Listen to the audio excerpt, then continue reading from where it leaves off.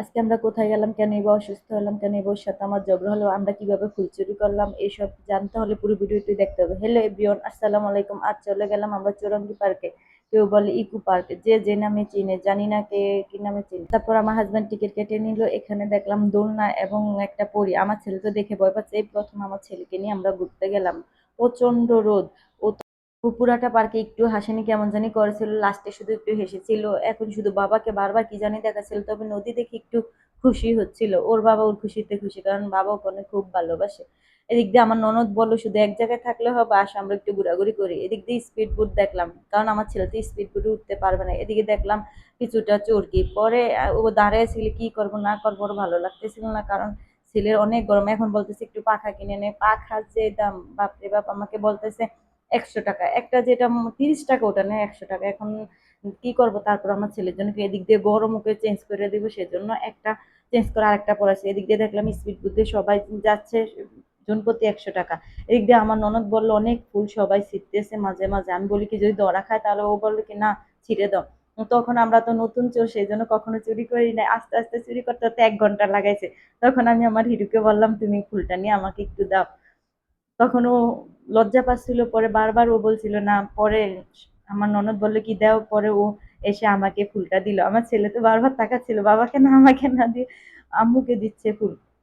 ওর গরমে অনেক অস্থির লাগছিল, তাই মামপট দিয়ে একটু বারবার পানি খাওয়াচ্ছিলাম, কিছুই খাচ্ছিল না। এদিকে দেখতেছিল খেলনা, ও শুধু তাকিয়ে থাকে, তবে কিছুতে উঠবে না। কিছুতে উঠাতে গেলে শুধু ভয় পায় আর কান্না করে দেয়। এখন কি করব।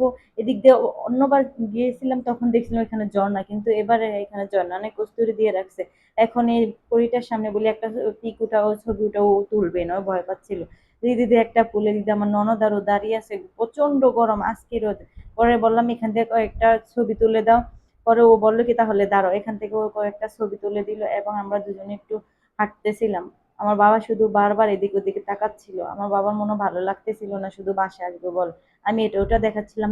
তারপরেও আমার ছেলে চারদিকে তাকাচ্ছিল। এত মানুষ আর প্রচুর রৌদ্র, শুধু ঘামতেছিল। আমি দুইটা পরেছি, আমি প্রচুর ঘামতেছিলাম। আমার হাজবেন্ড তো আমার সাথে রাগ করছে, কেন দুইটা পরে আসলাম। তাড়াতাড়ি আমি কোটিটা খুলে ফেললাম। তারপরে কিছুটা আমার কাছে স্বস্তি লাগছে, কিন্তু আমার ছেলে অনেক অসুস্থ। আমি তো পুরা হাঁটতে হাঁটতে আমার পা ব্যথা। এখন বাসায় এসে অবস্থা পুরা খারাপ।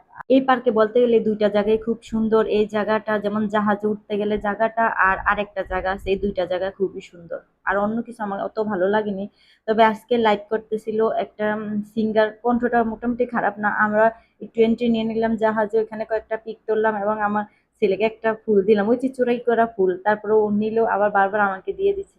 এখানে দেখি নৌকাগুলি খুব সুন্দর চলতেছে। আমার খুবই মন চাচ্ছিল নৌকা উঠতে, কিন্তু আমার ছেলে যেহেতু ছোট তাই উঠলাম না। এদিক দিয়ে আকাশের অবস্থা, বাপরে প্রচুর রৌদ্র, মনে হয় কি এত তাপ। তখনই আমি ওকে বললাম চলো আমরা চলে যাবো। ও বলে কি কিছু খাওয়া দাওয়া না করে কি চলে যাবে। এখন আমার আমার ননদকে বললাম তাহলে তুমি একটা ছবি তোলো। ও বললে কি না। এখানে লাইভ চলতেছিল, সিঙ্গার একটা আসছিল, খুবই ভালো কণ্ঠ, মোটামুটি খারাপ না।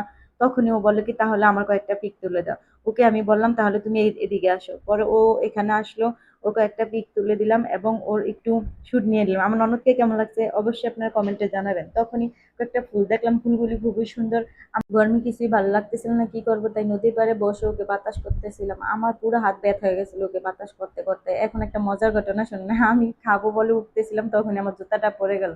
আমার হাজবেন্ড নিচ থেকে জুতাটা তুলে উপরে গেল। এই যে গাট্টি গুস্তা দেখছেন, ব্যাগের মধ্যে কত কি নিয়ে গেছিলাম, জুতা নিয়ে গেছিলাম, সুন্দর জামা। ওরে একটা ছবি উঠাবো বলো, যে এই গরমের গরম, তার জন্য আমি কিছুই করিনি। এখন আমার ননদকে বললাম মেনু কার্ডে তুমি দেখো কি খাবো। ও বলে কি ওর ফুচকা খুব পছন্দ, ফুচকা খাবে।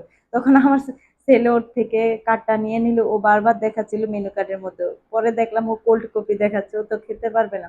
ওর বাবা হাসতেছিল।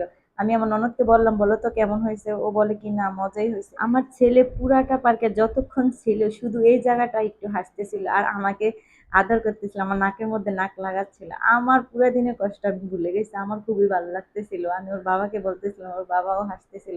তখন বলে কি ওকে নিয়ে একটু হাঁটাহাঁটি করে এখন তো চলে যাবে। তখন আমরা দুজন একটু, এই জায়গাটাও খুব সুন্দর। এই পার্কের মধ্যে দুটা জায়গা, জাহাজের কাছে আর এই জায়গাটা খুবই সুন্দর।